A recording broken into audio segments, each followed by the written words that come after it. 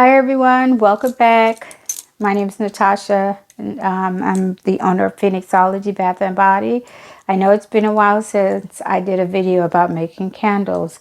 So this one is a custom order, and for this order I'm going to go ahead and use silicone molds to make pillar candles and just different shapes of candles for this customer.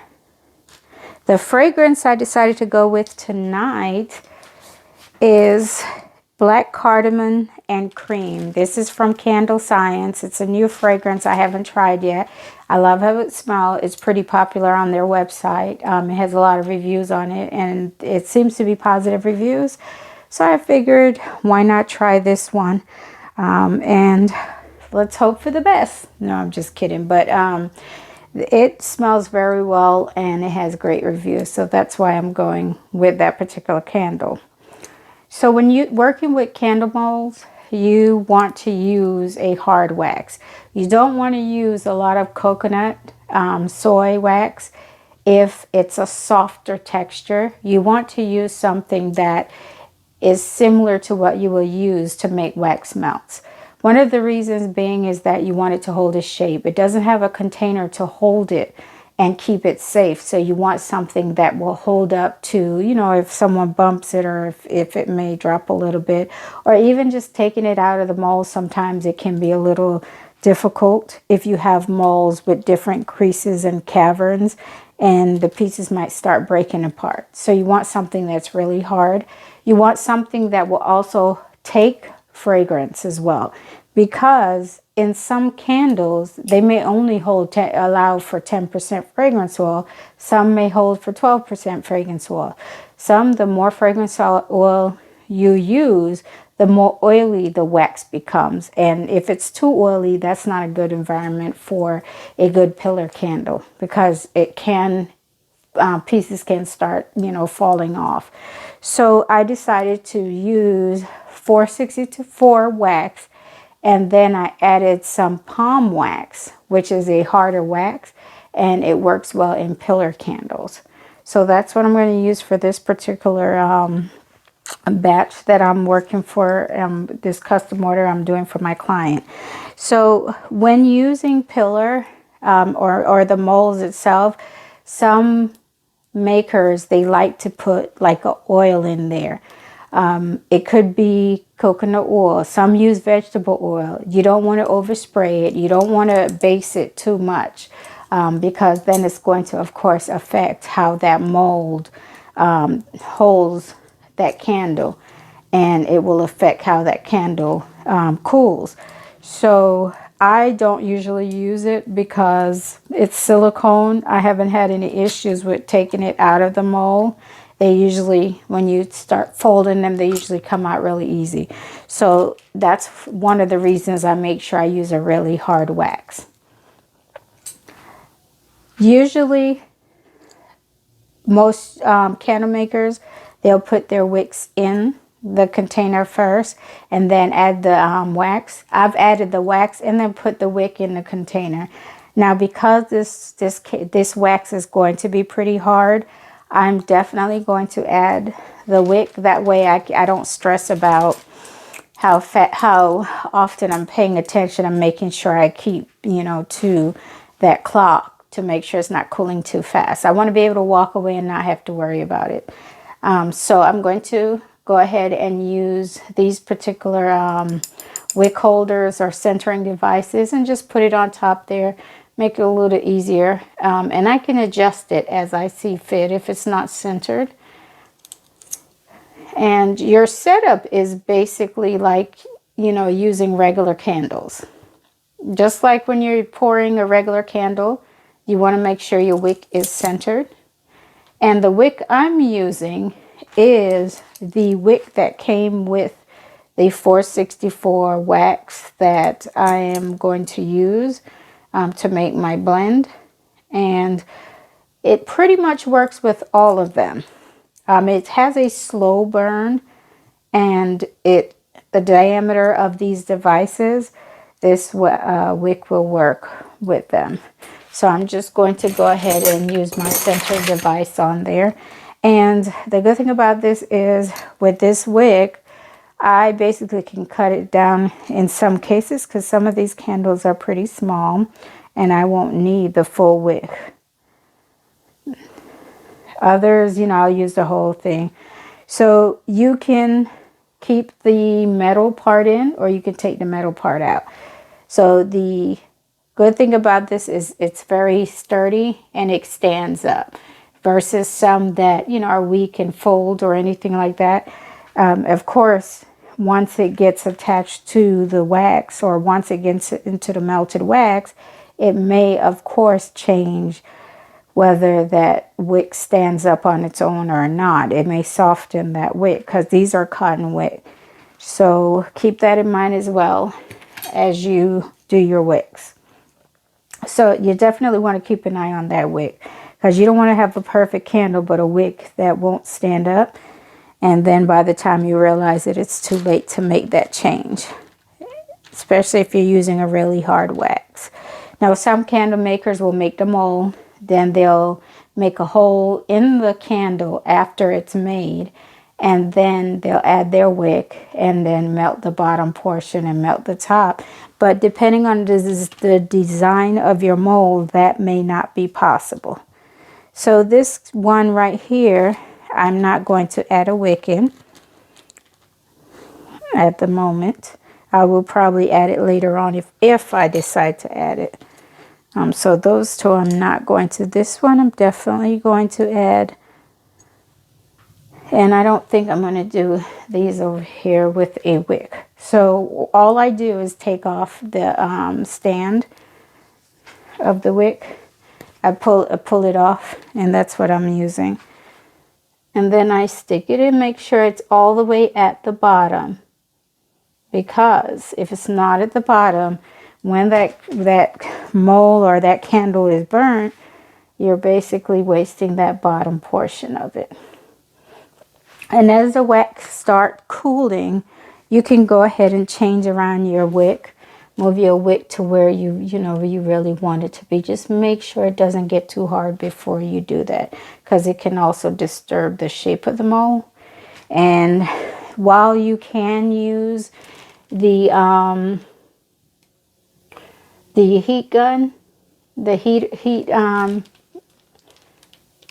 I don't know if I could use the word gun anyways, but while you can use the heat item to melt the wax, it also will affect the mold, and it will make it a little, change the shape, change the design. So you want to minimize that as much as possible when you're using those. Oh, let's go. Hope you guys can see this. Might have gotten a little bit. I'll probably readjust in a few.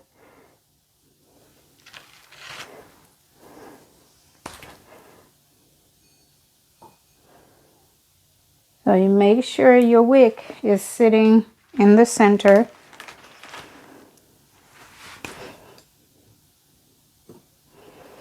And as it hardens, you can play with it a little bit more just to make sure you're getting it the right way you need it to be.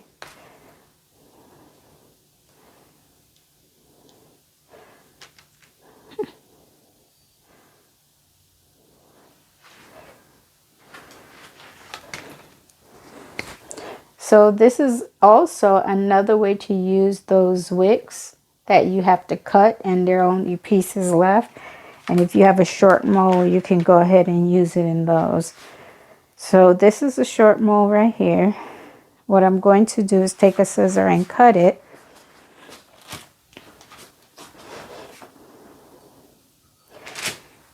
And that way, these two wicks, these two molds can share this wick.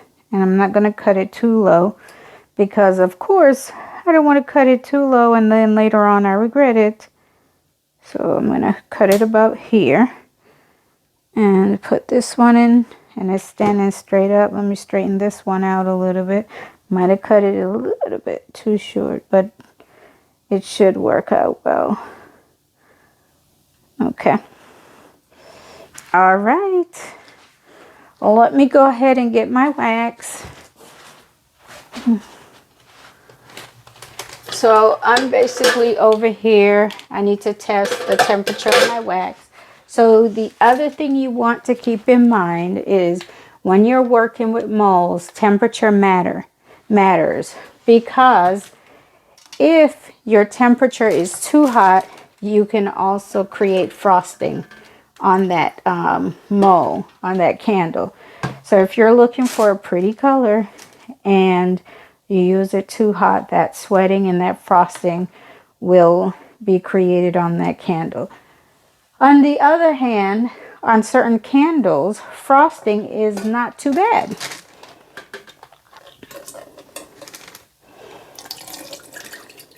So I'm going to be working with about 4 different colors. And in those colors, I'm going to do brown, orange, red, and I think yellow was the other color that I wanted to use.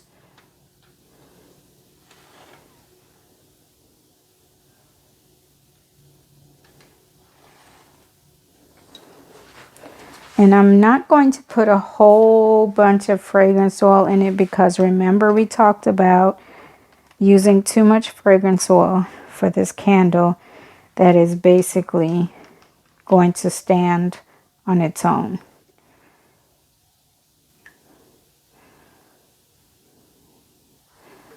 All right.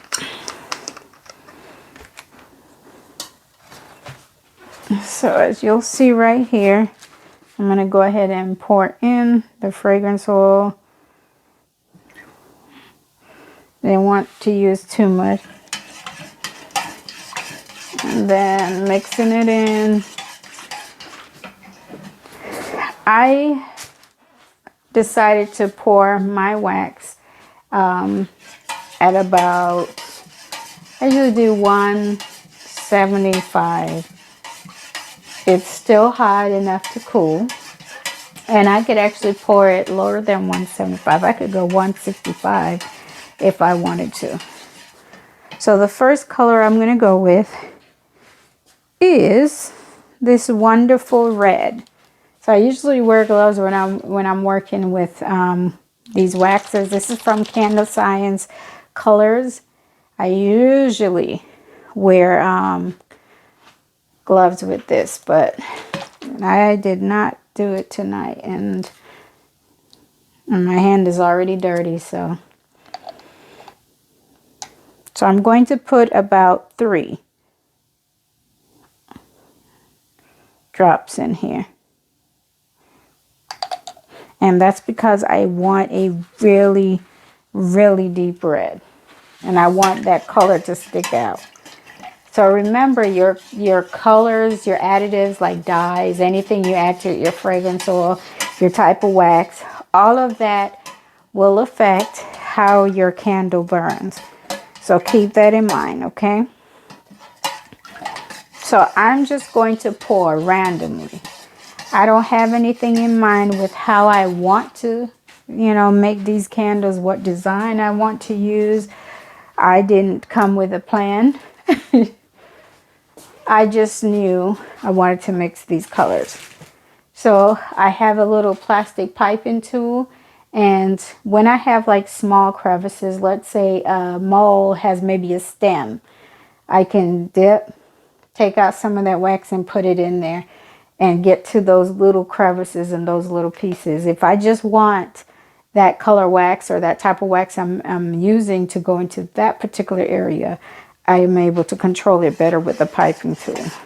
So you want to mix it the same way that you're going to mix your wax when you're creating a regular candle. And I know it's probably picking up a lot of noise with me stirring.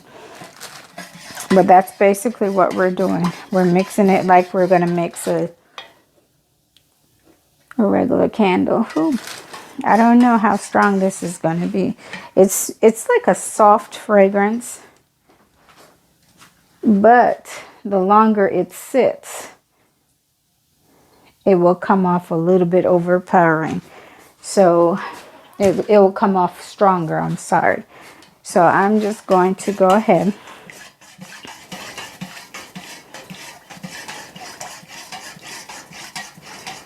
and just mix it in. And let's check the temperature as well, because I don't want it, you don't want it to get too cool and you don't want it to be too hot. So this is at almost 170. So I'm reaching that point where I need to go ahead and start pouring. So I'm going to use this little funnel because it makes it so much easier to pour without the mess. As I mentioned before, every candle is not going to get this red. Only certain candles will, or certain of the molds will get it. Some will get like a yellow brown. Some will get, you know. I'm just going to pour until whatever's in the container is finished, because I don't want to waste. So this cools very fast. I don't know if you guys see this already. It's already starting to cool if you see on the edge. So we want to go ahead and start pouring. So I'm going to pour some in here. Come on. There we go. Work with me. There we go. Start pouring here. I'm going to pour it in here. And it's pouring a little funky, but that's okay.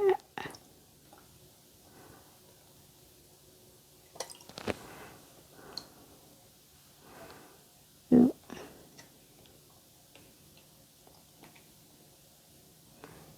Some in here. Let me see where else I could add some. I don't want to add any more. Let's just have these 3 candles with the red. Okay. Now I'm going to go ahead and pour some more. And I'm going to do probably orange.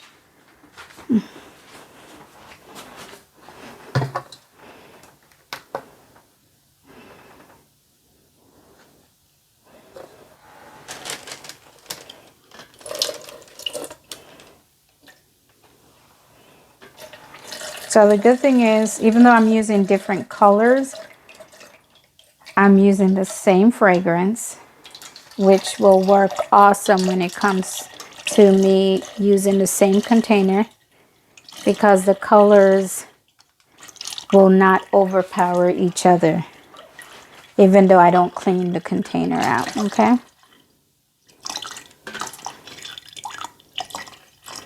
So while I am pouring this one, those candles are already going to start cooling because of the type of wax I'm using. And also, you know, if you want your mold to cool faster, you can easily put it in the refrigerator, but you don't want to keep it in the refrigerator for a long time. I will say check on it maybe every 5 minutes. Probably don't want to keep it in there longer than about 8 to 10 minutes, because it also can affect the wax itself. So just go ahead and just keep an eye on it if you choose to cool it faster in the refrigerator. And I didn't really go over the basics of candle making because, you know, I've made a video on that. I think made 1 or 2 videos on that. And most people have, you know, they'll watch the old videos and then they'll see this video.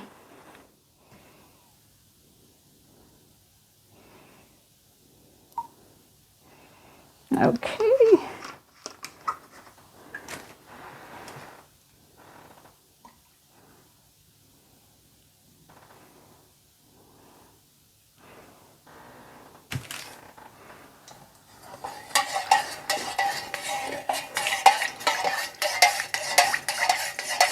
So let me pour a little bit more into this one.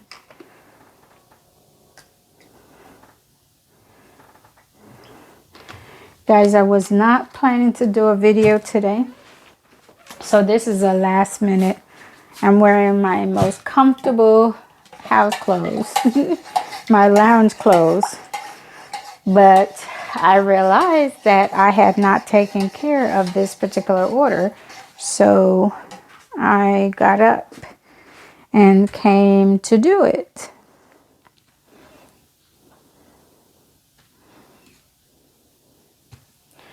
So I'm going to do this one yellow. So Candle Science dyes, I talk about them all the time. I love them. There are other companies that have liquid dyes. I just have not used all of them, but I know Candle Science, they're very vibrant. And when I say they stain, I probably say that in every video. These dyes stain. They stain your equipment. They stain everything. Oh, man. So just be careful when you use them. They stain.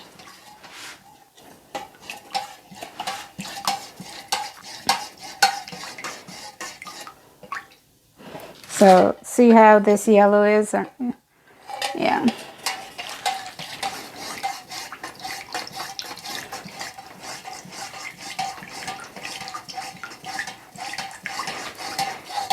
After I pour this, I'm going to bed after I finish pouring and unmolding.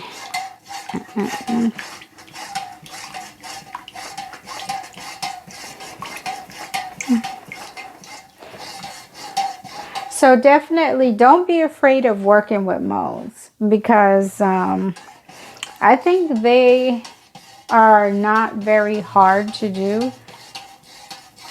And you may first 1 or 2 attempts, maybe 3 attempts, you may mess up, but I guarantee you that the more you do them, the more you'll come up with a method that works for you. Because what I'm showing you may not work for you.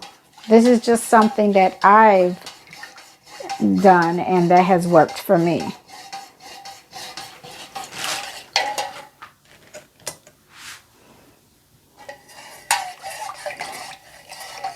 Look at this vibrant yellow, you guys.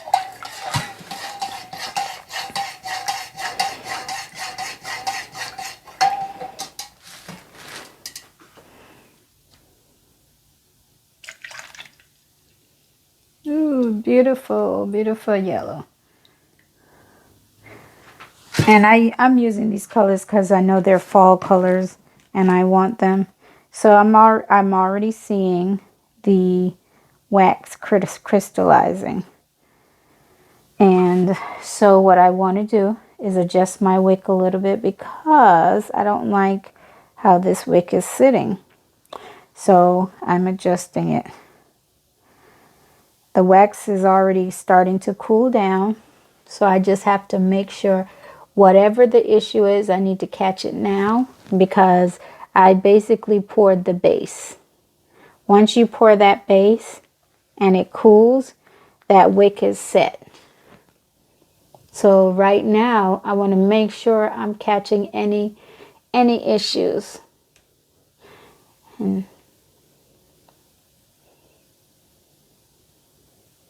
let me see this one. I cannot see that for you guys. I'm only so tall.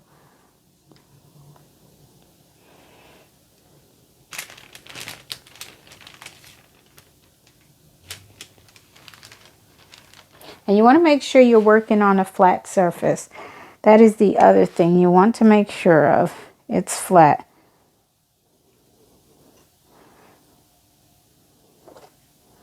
Ooh. Okay, here we go. Uh-oh. So what is going on here is that my darling, my awesome candle wax has basically crystallized at the bottom, so it's not opening.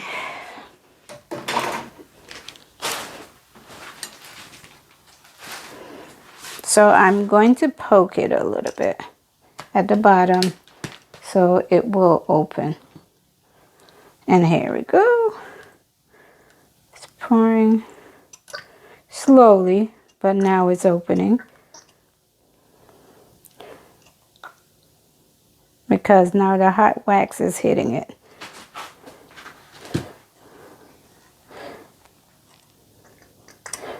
So when you add the next layer onto the wax, the next layer itself will blend in a little bit with the first layer that we poured.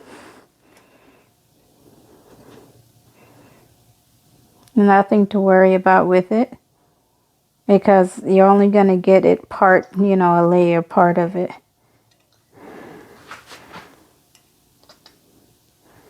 It's only going to meld in partially. So this wick is all over the place for this candle.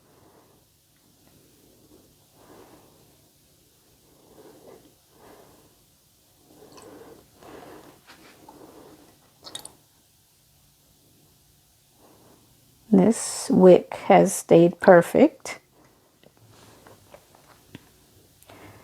And let's see.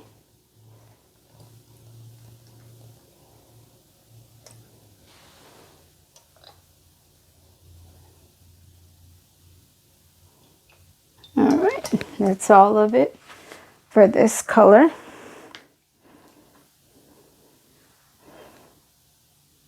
Wow, look how fast they're cooling.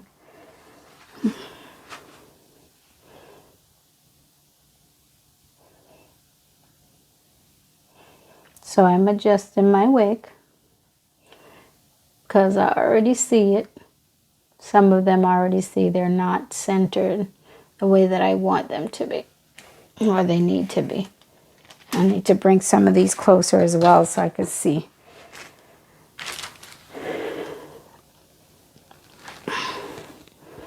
So you guys know this is a work in progress. You just adjust as you go. It's not going to always be perfect, but you got to learn to work with it and adjust it.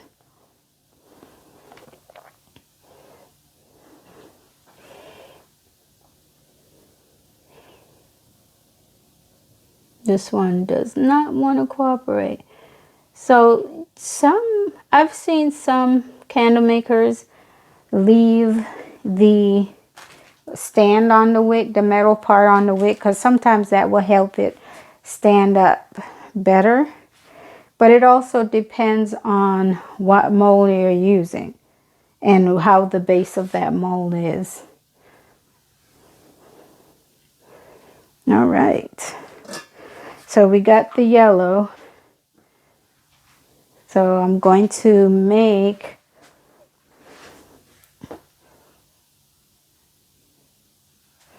let's see, I'm going to do brown next. That's going to be my next color. So I know I want to put brown in here with, these are pumpkins. So I'm going to use the stem as being brown. And then the final color I'm going to use is orange. So the first set that I poured, it's already starting to cool a little bit.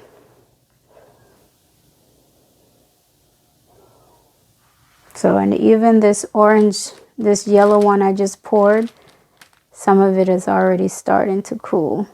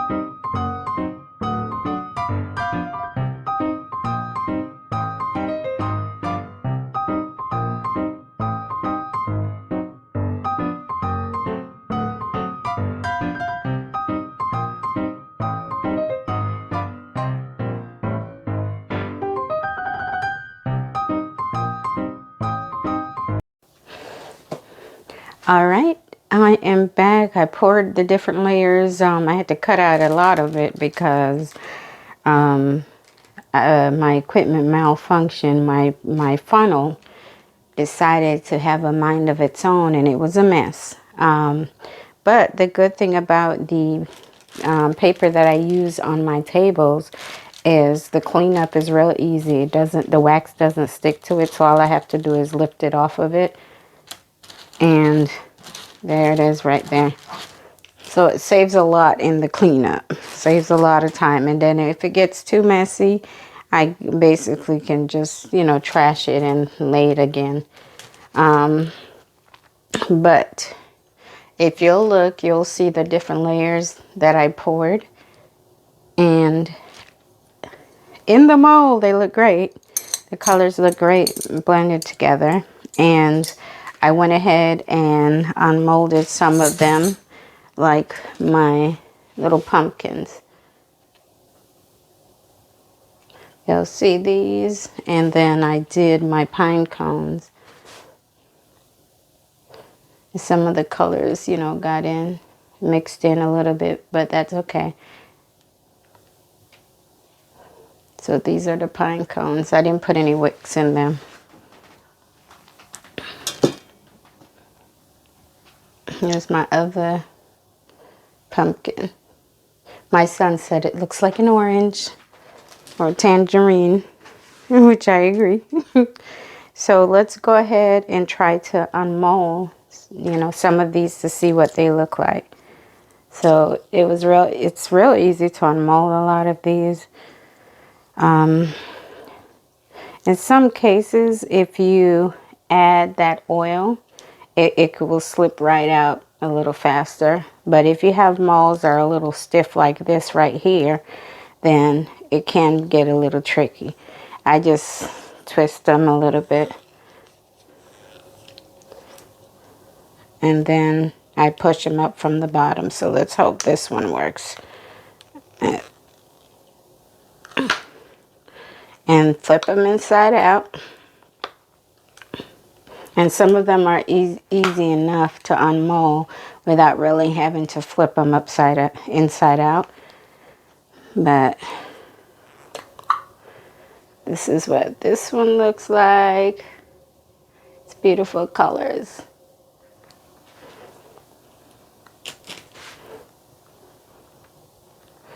And then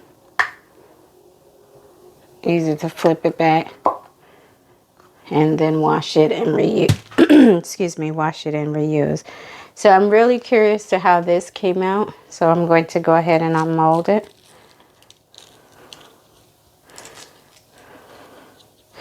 This one might be a little tricky to get out because it's so tall. Let me sit down while I'm doing this. So this video, whew, it was a rough one. It was, I made a lot of a mess on the tables, but the cleanup is going to be real easy. So I'm not too worried about it. So there is a spray called, I can't remember the name of it, unmold spray or something like that, that you could use as well.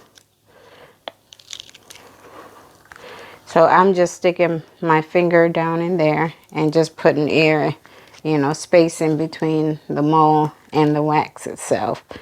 So that makes it a little easier for me.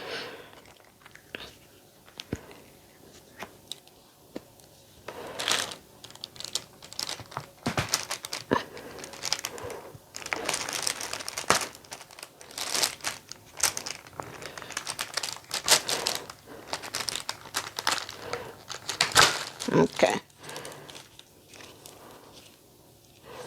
This one is this mold is a little bit more rigid than the other one.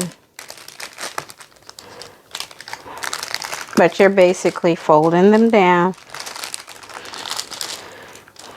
And that's how I remove my molds.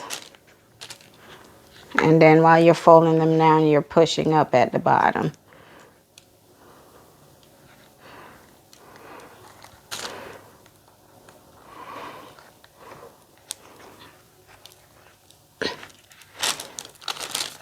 So that's the benefit to the oil as well too. Like if you use the oil, I would have been able to probably slip this out some and it would have come out a little easier. So if you want to use the oil, use the oil. If you don't, don't. I don't really like to because I don't like the feel of it. So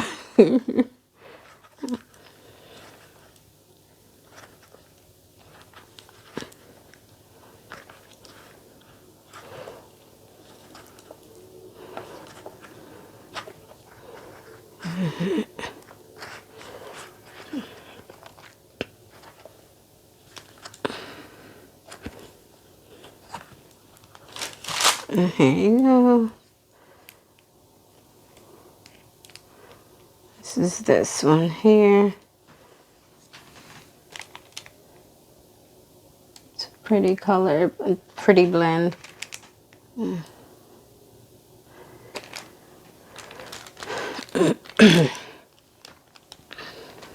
then once you unmold them, you can go ahead and cut the wick. This took me a good moment just to make sure everything's dry. And then of course, once I unmold them and get them ready to get to go into the boxes that I'm doing for this customer, and I get that done, I'm going to bed. Excuse me. It's this one. So I do have some frosting, but it doesn't really take away from the candle itself. So that last layer, I got a little impatient and I poured it a little bit too soon. But it's still, you know, get this one.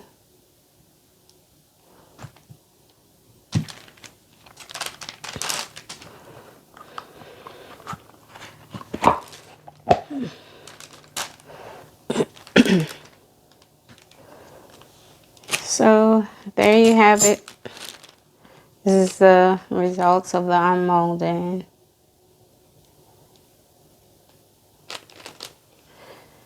And I won't bore you with the rest of the, trying to take the rest of them out. All right, thank you for watching, and I'll see you guys on the next video. Go ahead and try it and tell me how it